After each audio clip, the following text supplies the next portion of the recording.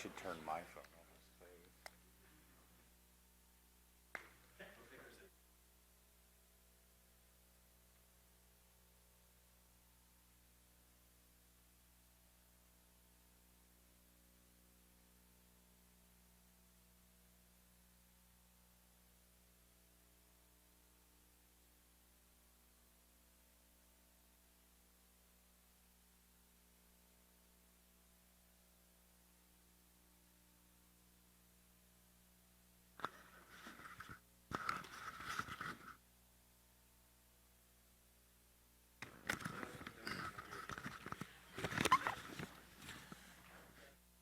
Yeah. If the judges will settle down, we will get going here in just a sec. So. Well, good afternoon, everybody. It's 2 o'clock, and I don't want to keep our people at home waiting too long. So congratulations to those of you who are here because you are in the finals of the 3-minute thesis for the University of Texas at Austin. So welcome back. They've all presented, so they know what they're doing. And I want to say special welcome to anybody who's watching us online, so all the moms and dads, professors. You will have an opportunity to place your vote for the People's Choice Award around 2:45. We will put up a link. It's a survey, so you can go on and vote, and we hope you will participate and vote for your favorite person because the People's Choice Award goes home with a really nice check for $500. Okay? So let's go ahead and get started today. My name is John Dalton, and I'll be trying to keep the thing moving today. I'm the Assistant Dean for the Graduate School. And to get things started, I want to talk a little bit about the competition. But before I do that, there's some special thanks that I need to give. And this year's prize money, as well as the travel money for the winner, is donated, sponsored by the Graduate Coordinator Network. So thank you to the Graduate Coordinator Network. I will introduce her again in just a minute, but our chair of that organization is on our judging panel, so thanks for being here, Rebecca. So we'll get you in just a second. And so I do have some other special thank yous I want to do. This competition is, it's several weeks, even months in the making. You know, and I was talking earlier in an interview and I said that a lot of the research that's been going on has actually been going on for many years and they're summarizing it in 3 minutes. But there were a lot of people along the way who helped do this. So first let me thank Danielle Thoma. She's the logistics person. You all have... If you hadn't gotten an email from Danielle in the last couple of weeks, you hadn't been paying attention. So she sends out a lot of those. And thanks to all of our staff in the graduate school for helping. Today we have on the bell over here Aaron Rhodes. So we're going to talk about Aaron's bell in just a few minutes, so you don't want to hear that again. I also want to thank the university library staff because they provided a lot of help with the workshop leading up to this and also the space. The University Writing Center and the Career Service Centers and the College of Liberal Arts and the College of Natural Sciences, all of them provided staff to help us prepare some of you who came to the workshops, and they've been very supportive of this. And I also want to thank the Provost Communication team and the President's University Central Communications for helping us today get all this out to all of you. Okay, so thanks. There are a lot of things to go around today. And speaking of the Graduate Coordinator Network and their cash prizes, today we will have some nice prizes at the end of this. So today's first place winner is $1,000, second place is $750, and then the People's Choice is $500. So those will be the prize monies. And let me take a minute and just talk about the rules. All of you have competed in this, but there are a couple of things I really want to say about the rules. Most importantly is that the title of the competition is 3-minute thesis, so it's really a 3-minute talk. We have a rather bright clock over here that you should keep an eye on. You do not want to hear this. If you hear that, you're automatically disqualified, and so that's something we don't want to do. So please pay attention to the clock, use as much time as possible. All of you, we've seen all of your slides, so we don't have any issues with the slide. I think all of you know how to do your presentation, so just for the judges, I'll leave the rules up there, and then we'll go on and we'll talk about the judging criteria after everybody's had a chance to just take a quick look at those. And there are two sets of criteria. This is the comprehension and content, so what the judges are looking for and what people who are following along should be looking for is that making sure we understand what the research is about. We want to know why you're excited about the research. If there's jargon in there, we want you to kind of explain it to those of us who don't have a clue about what you're talking about. That's part of the competition. And making sure that you communicate effectively with your audience, which is actually the next set of criteria. This one is very important. So engaging with your audience, making that eye contact, speaking slowly. We want to see that you can engage with the audience, and at the end of your presentation, they should be wanting to know more. And so we will be looking for all of those things. I want to take a moment and thank our judges and introduce them. We purposely picked these folks. We're very selective, and we're very glad that they could join us today. So let me start with Robert Pittman, who is a United States District Judge. He's used to being a judge, but not this kind of judge. And we wouldn't let him wear his robe and made him take it off so he wouldn't be so intimidating. So thank you, Judge Pittman, for being here. Ryan Yaden. Ryan, I've gotten to know Ryan over the past couple of years because he's the architect who designed the graduate housing complex that we hope to be building any day now, right, Ryan? Yeah, fingers crossed. Yeah. Rebecca Gaballet is over in the business school, and Rebecca is very familiar with UT. She works with a lot of wonderful business students, and we are very proud to have her as part of our judging panel. And last but certainly not least is our local communications expert, Joey Williams, who is the communications director for the Office of the Provost, works with our senior leadership at the university. So we're glad to have all of you here. So let's give them a big thank you for being here today.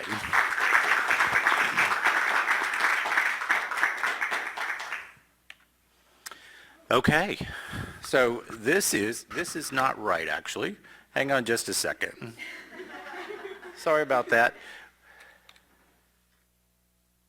We have, give us just a second. We're having a technical difficulty, so hang on just a sec.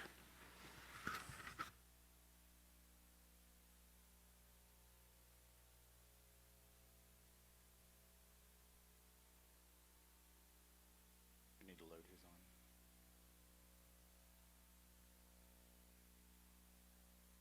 David, you didn't really need a slide, did you? No, yeah. Hang on, we're going to load up David's slide just a second. So everybody just relax for a couple of minutes.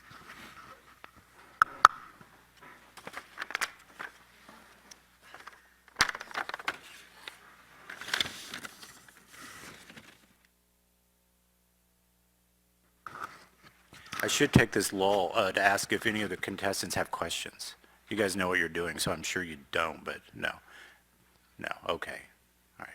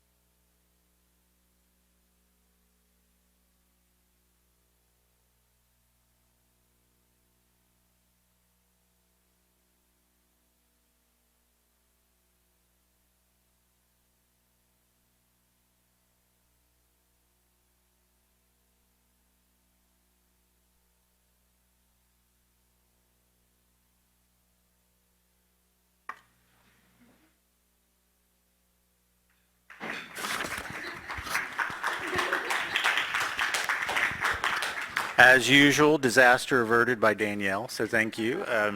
Okay, so I will look to the judges and get a thumbs up if you guys are ready. Are you ready to go? Thumbs up. Okay, David, come on up. Let me turn your microphone on.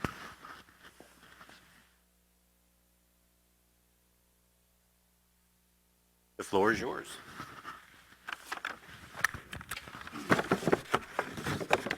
Let's pretend that your brain is your cell phone and it has a stroke. You'd lose an app every 4 minutes. Snapchat, gone. Instagram, gone. Gmail, gone. You would lose the ability to function and communicate in ways you currently rely on. And sadly, this is what happens during a stroke. 800,000 Americans have a stroke each year. It is the #1 cause for adult disability, and it results in 1 in every 20 deaths. So what is a stroke? A stroke occurs when a blood vessel in your brain becomes blocked, and it starves the brain cells of the energy they need to survive. The only current treatment is a drug I like to call Drano for your braino, which eats away the clot. But there's a high risk for internal bleeding, so the drug can only be administered within 3 hours after the stroke. And unfortunately, most patients miss this time window. So my PhD research focuses on developing new treatments and new technologies to understand stroke, particularly the blood flow dynamics around stroke. The first technology I created is a microscope. This is an image I captured where the blood vessels are in red and the brain cells are in green. Typical microscopes can only see the top surface of the brain down to the blue dotted line. My microscope can see much deeper, about 4 times deeper to a millimeter. This lets me capture the entire outer layer of the mouse brain called the cortex.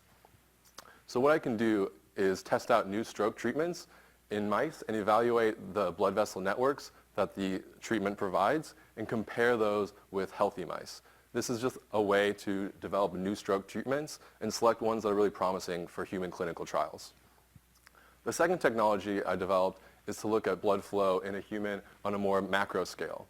So this device is used in neurosurgery, and images on the right are an example of the clinical data we have. The top is what the neurosurgeon usually sees, and the bottom is what we can overlay. So the neurosurgeon can see the blood flow in real time and thus tell when a stroke is occurring and make an intervention. I'm currently commercializing the device with the help of the Dell Medical School and the UT Innovation Center.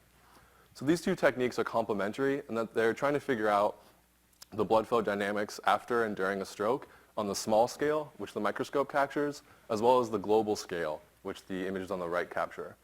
To give you a sense of this problem, the entire image on the left fits in the blue dot on the top right. The brain is really complex, and there's so much going on at each scale that to really develop a new stroke treatment, we need to understand the blood flow dynamics and the blood vessel regrowth on the very small scale and how it's going to affect the large scale blood flow dynamics. Thank you.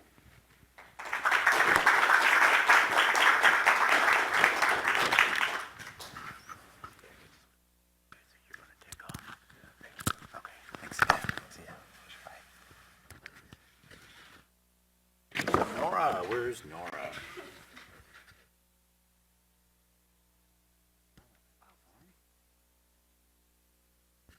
Thank you, sir. Yes, sir.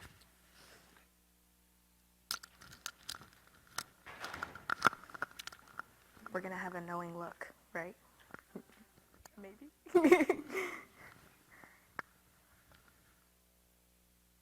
Judges, when you're ready, you can just look up and let me know when you're ready for Nora.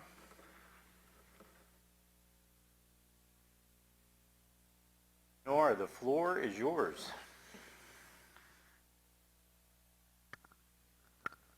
Yes. Good afternoon, everyone. My name is Nora Ashora, and I work in the George U Lab here at UT Austin, fighting cancer. And I don't think I need to bombard you with a ton of statistics to convey how serious of a public health issue cancer is, with almost 40% of all men and women in the United States expected to be diagnosed with some form of cancer in their lifetime. And while we know that treatments are getting better, we're still fighting an enemy that we don't completely understand. And because of that, the way that many treatments work is by affecting both your body's cancer cells and your body's normal cells. Lucky for us, your immune system, the same one that you would use to fight off a cold or the flu, can tell the difference between your body's cancer cells and your body's normal cells. Your body can sense when something is misbehaving and then targets it for removal. So naturally, cancer developed a way to disguise itself from your immune system. And to further clarify where I come into this story, I'm going to level with you using Star Wars. Imagine for a moment that cancer is the evil galactic emperor Sheev Palpatine. Generally bad, has a secret identity, and he uses this secret identity to rise to power within the empire. Much like Palpatine, cancer uses a disguise to trick your body and rise to power. The rest of your body is everyone else in the Star Wars universe who seems to have absolutely no idea who cancer really is, and us, we are the audience, yelling at the television because it is so obvious that Palpatine is both evil and corrupt. What my work aims to do is give the knowledge of the audience back to your body. The way that my treatment works is by tearing away cancer's mask, and in doing so, exposes it. Cancer thought it was clever, creating a chemical shield to distract your immune system, and my drug chews that shield away, exposing it. And in doing so, it allows your immune system, the Jedi, if you will, to use the Force to stop cancer without as much collateral damage to your body. This approach is very unique for my field. Most treatments inevitably affect both cancer cells and your body's healthy cells. But my work draws a clear distinction for the light side, ensuring that they remain unharmed. And the best part is that your body can do this naturally. It just needs my help to take away cancer's defense mechanism. Hopefully the treatment that I am working on will improve patients' chances of survival without as many harmful side effects to their body, and at the same time, help us learn more about the tricks used by the dark side. Thank you all for your attention, and may the Force be with you.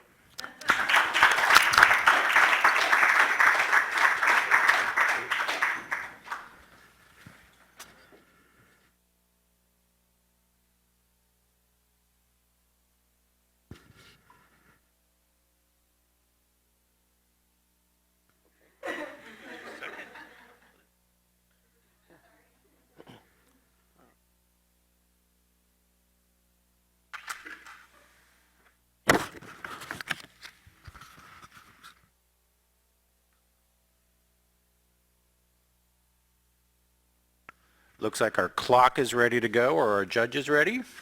Yes? Raul, the floor is yours. Currently, a widely used imaging technique to diagnose cancer cells is magnetic resonance imaging, or MRI. However, there are three major concerns with both diagnosing and treating cancer. 1, determining a universal method for detecting the tumor early. 2, minimizing the use of invasive measures.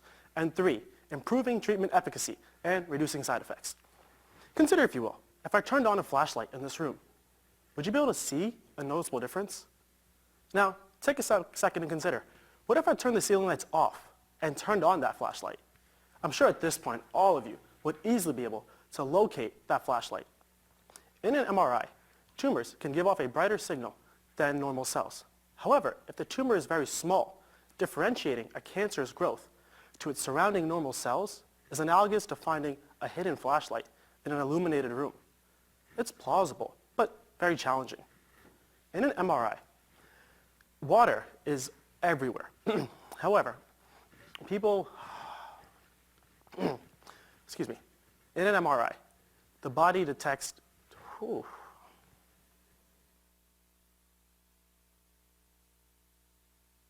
I just cut. All right, in an MRI, powerful magnets are used to detect hydrogens. However, this is a major concern with the body. The body is made up of roughly 70% water, and water, or H2O, has 2 hydrogens in it. There's a major problem with this. Now, in a normal hydrogen MRI, the cancer cells are like the flashlight, and the surrounding normal cells are like lights in this room. Now consider, if you will, if I can take an MRI with something other than hydrogen, say fluorine. Fluorine is a suitable element for MRI probes because there's no detectable fluorine in the body. My research at UC Austin focuses on making fluorine-based MRI probes that will selectively target cancer cells. When the probe is taken up by a cancer cell, it is trapped inside. However, the probe is freely able to move in and out of normal cells. The accumulation of my probe inside of cancer cells causes them to give off a brighter signal in a fluorine MRI, with virtually no signal in the surrounding cells. This is analogous to turning on a flashlight in a dark room, where the flashlight is a cancer cell, and in this case, a dark room is the surrounding normal cells. Indeed, this will help us detect the tumor early. My research at UT Austin is also focused on making a probe with two functions. So not only will it give us that brighter signal in the fluorine MRI, but it'll also allow me to deliver a drug to kill that cell. This will not only revolutionize diagnostic approaches to detecting the tumor early, but should also help the doctor treat the tumor at the same time. Indeed, this is just the start of my work here at UT Austin, and I look forward to shedding light on the future of cancer research. Thank you.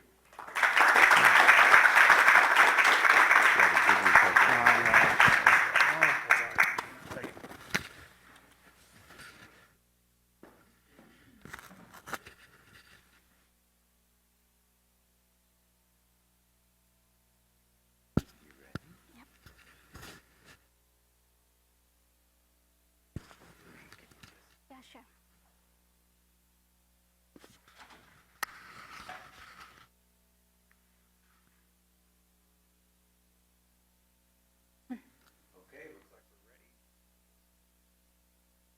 This here is a CT scan of brain cancer tumor. And if some of you were able to recognize it correctly, I think it is enough to say that how cancer has affected everybody's life, either directly or through a loved one. The National Cancer Institute estimates that 1 out of 3 people sitting in this audience will be diagnosed with cancer, and 1 out of 4 people will die because of it. During 1930s, chemotherapy came as a major breakthrough in medicine. In a Nobel Prize-winning discovery, it was found that cancer thrives in acidic environment. So one of the ways this chemotherapy works is that it decimates the growth of these cancer cells by controlling the acidity of its cellular environment. While there is little doubt about its efficacy, there are some disturbing side effects, including nerve damage, blood-related disorders, which does not give a good quality life to the patient. So there is one important question to ask here. Why do you have these horrible side effects? The answer is that it is because of 2 reasons. The first one, the drug that you take in chemotherapy is active, and it not only goes in the cancer part, but it goes throughout your body. The second reason, there is no way to swiftly discharge the drug outside the patient body once it has done its work. There have been attempts to solve the problem first by activating the drug only in the cancer area. However, this local activation is performed by using ultraviolet light or UV light, which you all know is very harmful to human cells. In my research, I have made some drugs which can also be locally activated, but by using blue colored light, just like a color in this pretty rainbow pattern. Unlike UV light, this blue light is only as harmful to human cells as blue Christmas lights. In other words, it's completely safe. Now coming to the second problem of drug removal. Currently, a doctor has to wait for the chemo drug to pass from the patient body through natural means, which is a very slow process. In my design, as the drug could be activated by using blue light, it can also be deactivated by using green light. This is revolutionary because the drug remains inactive even if it stays in your body for hours or days. It means no side effects. The first level of testing has been done in cervical cancer cells, and we are thinking of moving it forward to study the living bodies. The research done here at UT Austin will influence the cancer treatment method in future and will help in giving someone a better, colorful life. Because what happens here changes the world.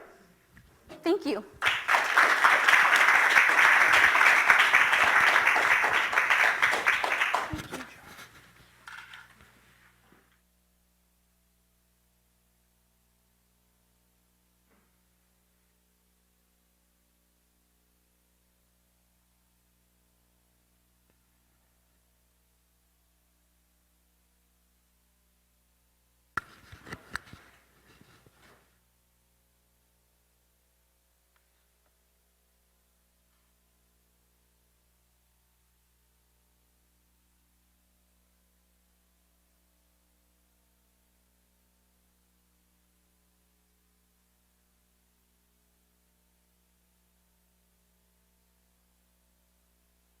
Okay, are the judges ready? Thumbs up, everybody. Okay. We're used to having water right at our fingertips. Just think for a second, how many times a day do you casually open the tap? Now, can you imagine this whole city with no water? In just a couple of months, on what's being called Day Zero, that's going to be reality for 4 million people in Cape Town, South Africa. After 3 years of severe drought, the city's water sources have almost completely run dry, and you can already see lines of people waiting for water rations. Besides water shortages, sanitation failure, disease outbreaks, and violence are expected to accompany the crisis. Now, all this is happening despite the fact that Cape Town sits right next to the ocean with a potentially unlimited supply of water from desalination. Now, desalination is a water treatment technology that uses membranes to remove unwanted materials like salt from seawater. This happens in several stages, but one main one is filtering the water through membranes that have pores. These membranes are very similar to coffee filters, except on a much, much smaller size scale. So if you look at the sketch on the left, dirty water flows parallel to the surface of the membrane. Clean water can flow through the pores, while unwanted materials are ejected due to their size. Unfortunately, many materials in the water can strongly interact with the membrane itself, and rather than flowing out of the system, can clog the membrane. This shortens the membrane's lifetime and increases the cost of the water, making this technology unviable in poorer countries. So the goal of my research is to address this problem. Now, I show on the top right what a clean membrane looks like versus a clogged membrane. And the interesting thing is that most of the materials that clog the membrane are hydrophobic or water-hating in their nature. So our solution is to chemically coat the membrane with a hydrophilic material which has a strong affinity for water. The coating binds a layer of water molecules to the surface of the membrane, as shown on the right. And this layer weakens the interactions between the membrane and the clogging materials, allowing them to flow out of the membrane system. But to coat the membrane, we need material that is not just hydrophilic, but also very adhesive, robust, and non-toxic. So the cool thing is we can actually draw inspiration from Mother Nature, and we use materials that have very similar chemical properties to mussels that can attach to ships and withstand very strong forces underwater. So what I'm working on is developing new and improved materials for membrane coating, as well as easier ways to apply them to existing membranes. And these advances can help make water treatment technology more affordable and more accessible to poorer countries. And that way, we may never have to see another Day Zero happen again. Thank you.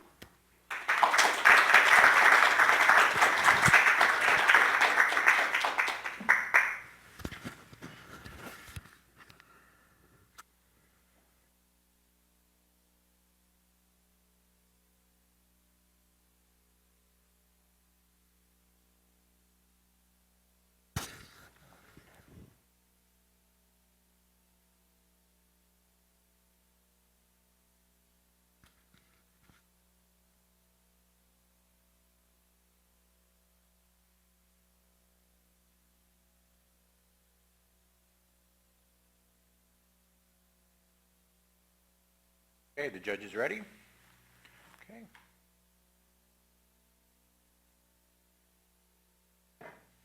I was 4 years old when I went to my grandma's house in the foothills of the Himalayas for the first time. It was a beautiful British colonial house with a courtyard, a backyard, and a big mango tree. When I was a teenager, my father told me that there might be a light rail line which will run across the street. I was happy because finally my grandma would be able to go to the farmer's market. 2 years ago, I went back to the street again. There was no British colonial house, there was no backyard, there was no mango tree. There was just a big shopping mall with a light rail running just across the street.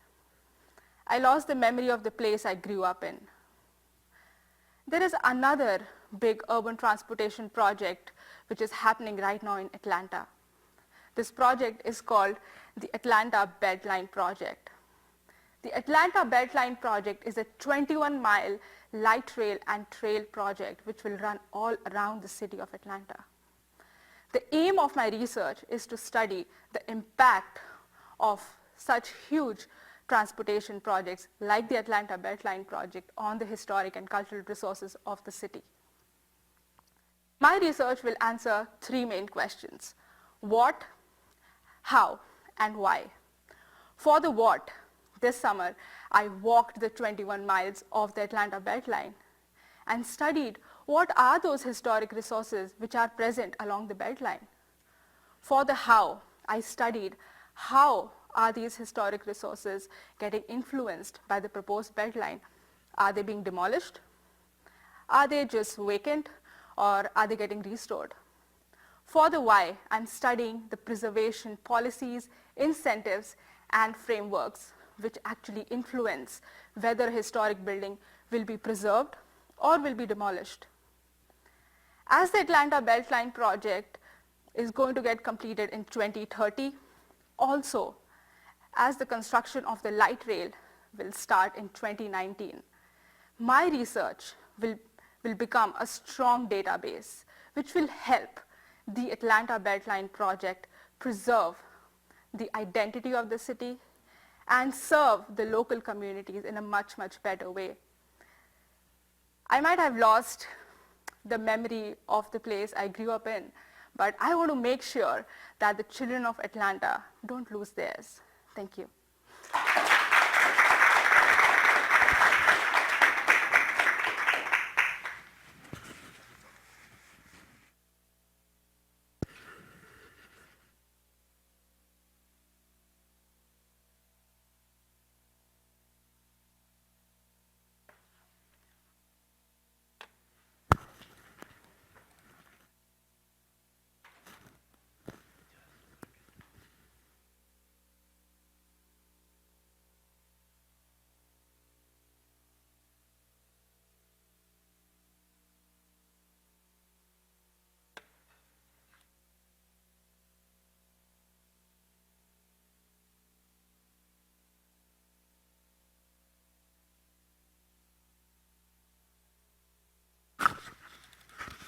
There's nothing like working in front of an audience, is there? Danielle's used to it, though. I do this every day. I just stand over her shoulder and I watch what she's doing, and I say, no, no, no, no. And then she reminds me that she's right.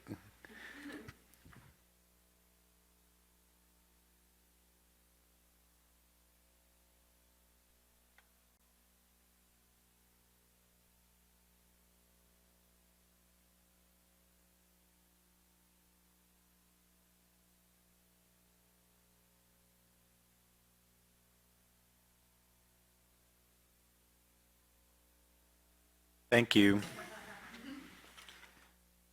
Judges, are you ready? Okay. You're all set. Some of you might think that the key to a broken heart is a big, shiny ring. And that might be true. But the real question is, will it last forever?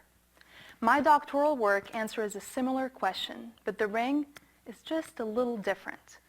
Heart valves control unidirectional blood flow in the heart during the cardiac cycle.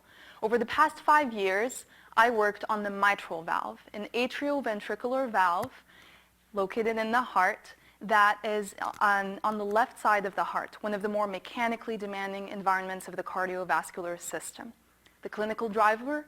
Mitral regurgitation, a condition that affects more than 50,000 people in the US alone per year. The current solution is mitral valve repair, a surgical technique in which a stabilizing device is sutured around the annulus of the valve to restore normal leaflet coaptation and motion. The problem, however, is that this does not last forever. In fact, 3 to 5 years after surgery, there is a 60% chance of failure. Now, what causes this? Several studies have led this repair failure back to excessive tissue stress. My focus is on what happens in between, what leads to this tissue remodeling, but most importantly, what happens at the cell level. To answer these critical questions, I use a multi-scale approach, where I use organ-level simulations and in vivo tissue-level deformations to gain insight on what happens at the cell level. I designed and developed bioreactor systems that allow me to answer these critical questions in experiments in a controlled in vitro setting in the lab. I then used integrated experimental computational approaches to make that critical link between the experiments and what actually happens in the body in vivo. The result, a tool that allows us to predict surgical outcome using a simple metric, cell deformation. Now I hope that all of you remember this before you go out and buy that ring for Valentine's Day. Thank you.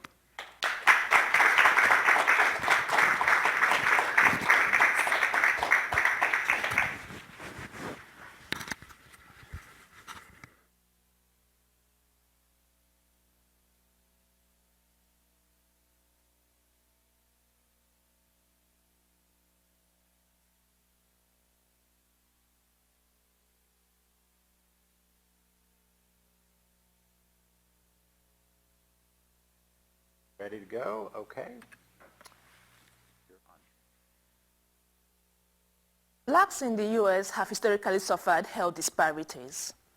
In the case of HIV, blacks are 8 times more likely than whites and 3 times more likely than Hispanics to be diagnosed with HIV and to die from AIDS-related causes. In my preliminary study of Texas residents with HIV, I found that although blacks had low survival rates in 1996, by 2013, the survival rate was 66% higher compared to whites and Hispanics. Understanding why this improvement occurred can help in the creation of other success stories for blacks. One plausible reason is that by 2013, black-friendly HIV drugs were being prescribed.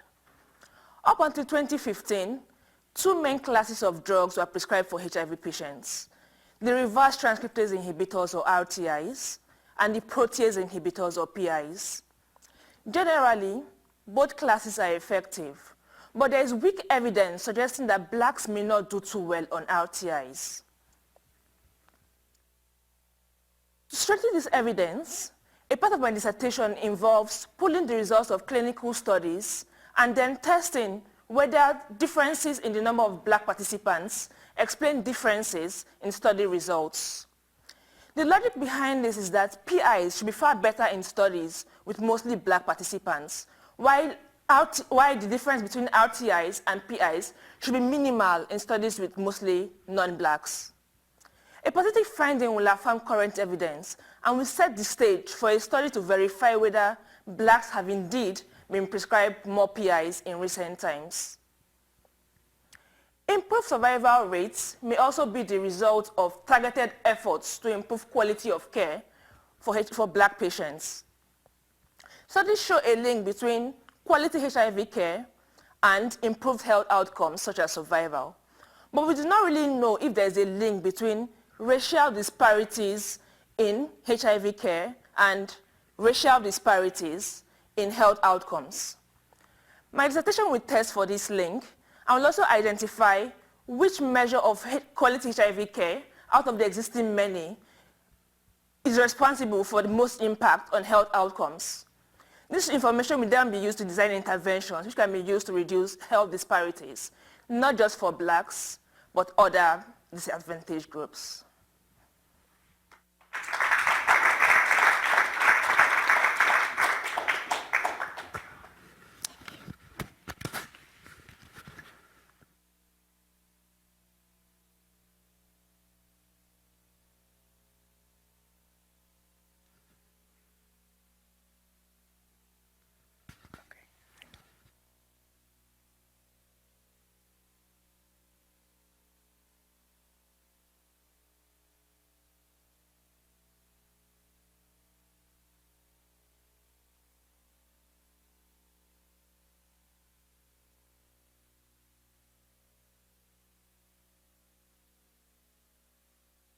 Our judges look ready.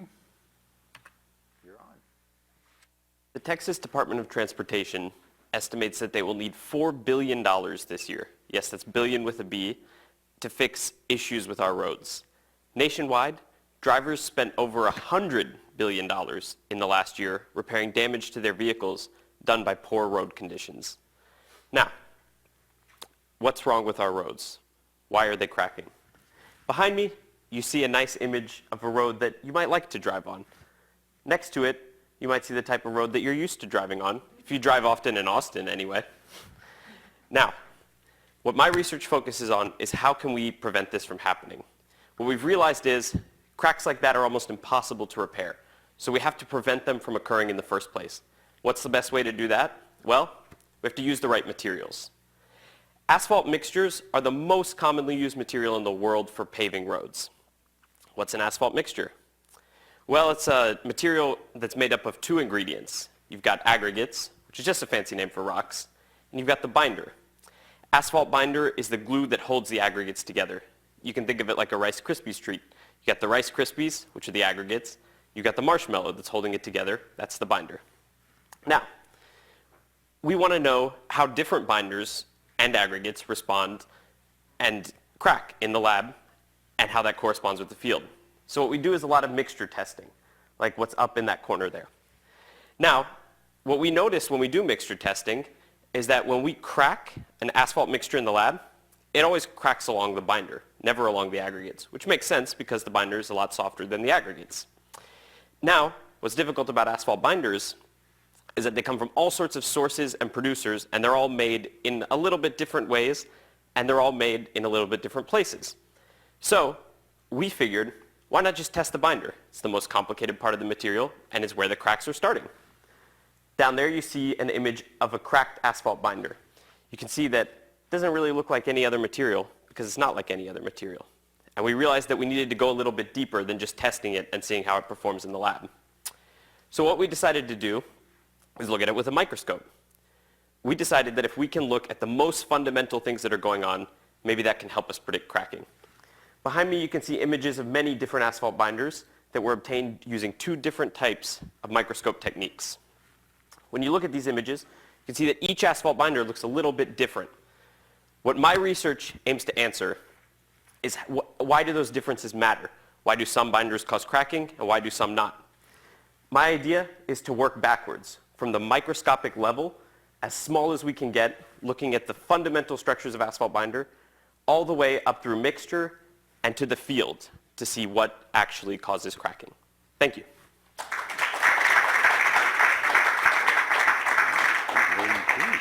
Thanks.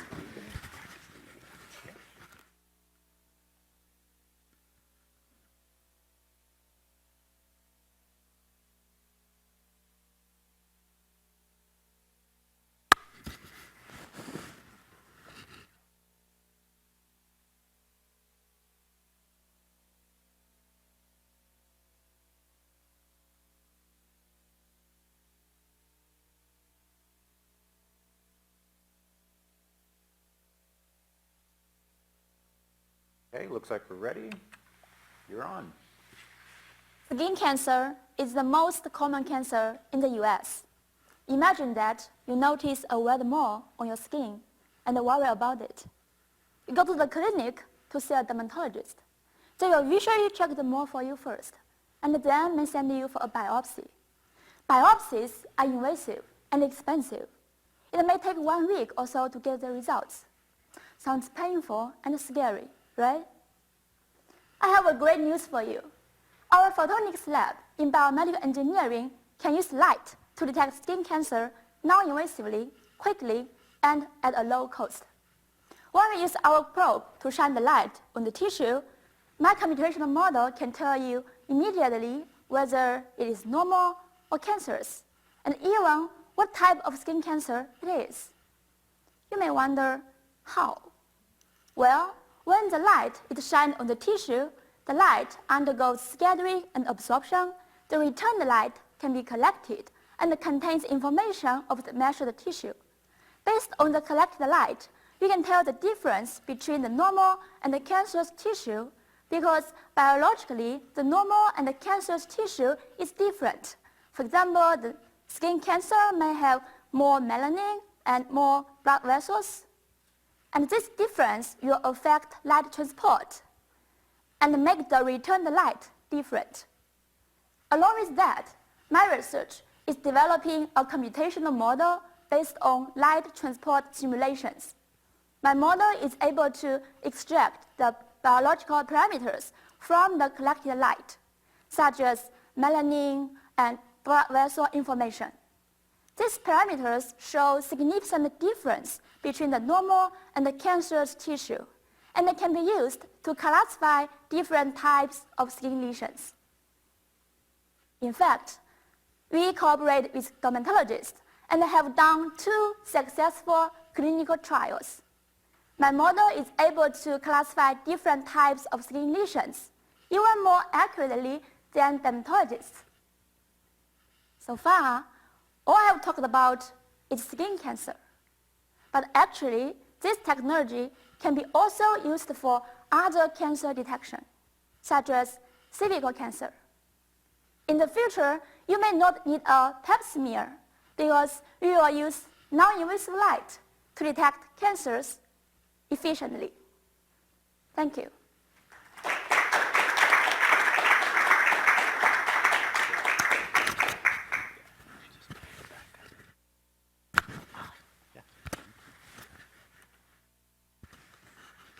Wow, was that the last one, Daniel? Oh, I kind of want to see some more. Does anybody else in here want to go? That was too fast. Okay, so first of all, let's just give all of our contestants a round of applause.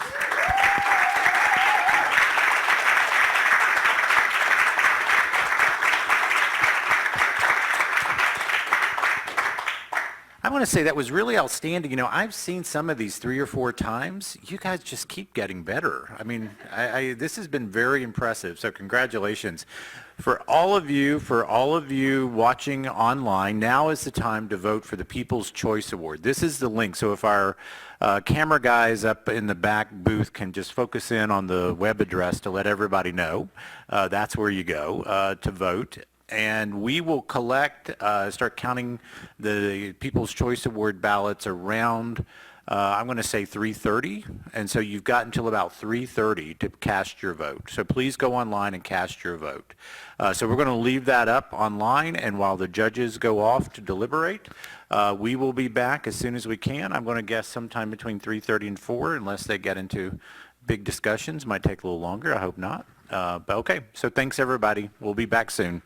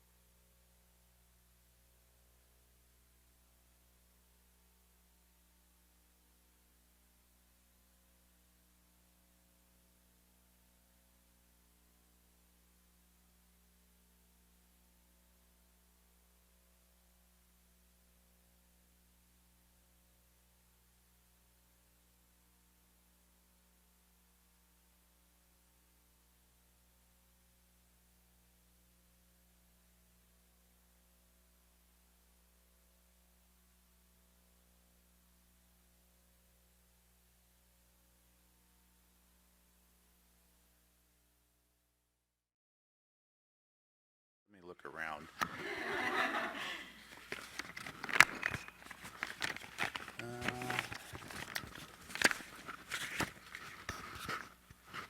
Okay, let's go ahead and do it.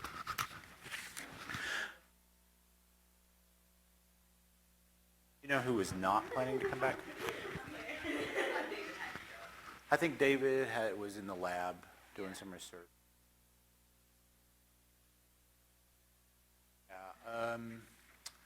Yeah, I kind of want to. Give me just a second. Nothing like waiting, huh?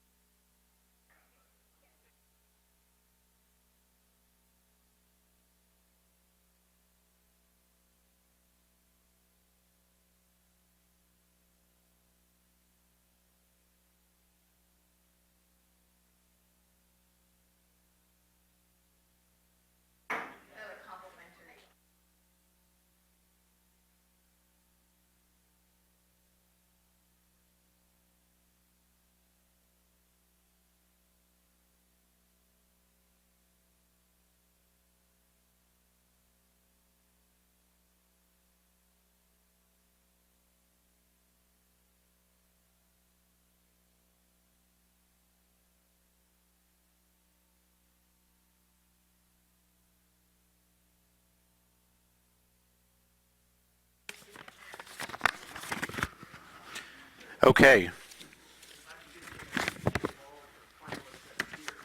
We have several. Before we started, we took all the finalists. Yeah, with the clock,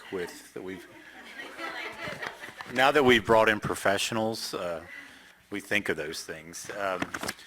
Guys, I got to say, this was so impressive. Last year was our first year doing this, and it was good. This year was better, and I'm just saying that straight up. And David's not here; he's the only one that I know of that actually participated last year too. But you guys did an incredible job. And for those of you who attended the workshops and came to the dry runs, I was talking to the judges about the progress you've made with your presentations, and that part makes me so happy, because that's the point of this, is to get you guys to a point where you really can talk about these things and make a difference, and hopefully in your job placement, you're looking for grants. So you guys did really well, and I could not be prouder of the competition we had, okay?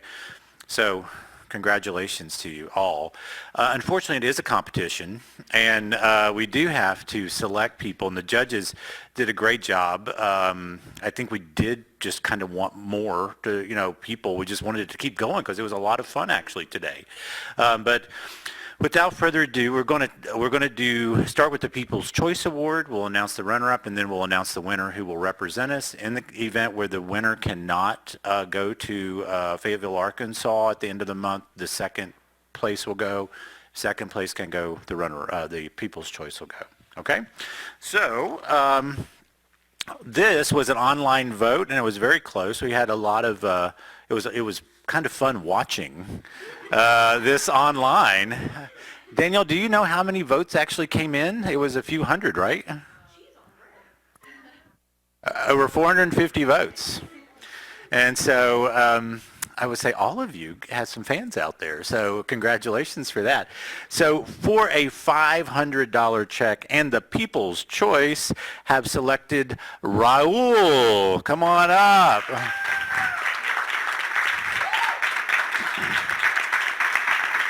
Congratulations. You'll stand right over here. We're going to get some. Now, one of the things I will say, these look like real checks. They're not. And so I'm going to take them away from you before you leave today, because I don't want you going to the bank. But we will get you a real check soon. So.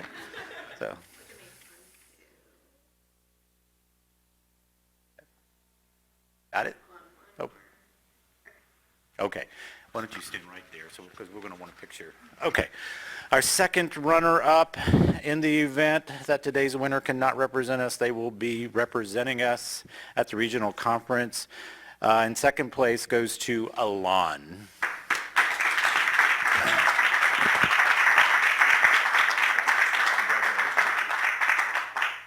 $750, not bad, huh?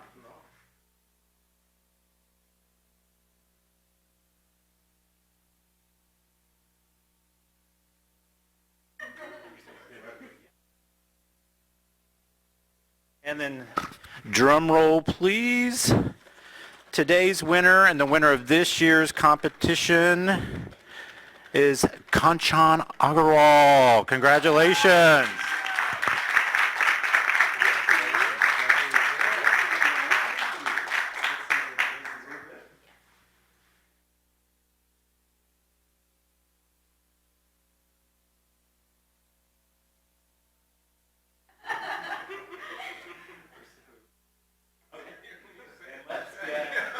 Let's get all three of these folks up here.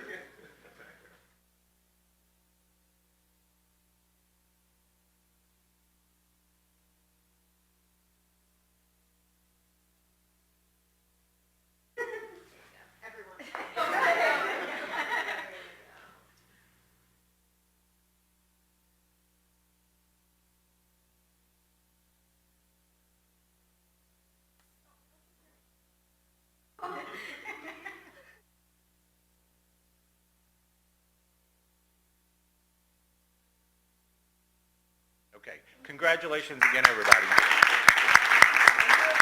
Okay, remember, if you want to keep the check, you can, right? Yes, but they're not but they're not real. So, right, we have your. Yes, I know. understand that as well. Yeah. Okay, thank you. Yeah, we have your EIDs, and so we'll get you your checks. So, yeah.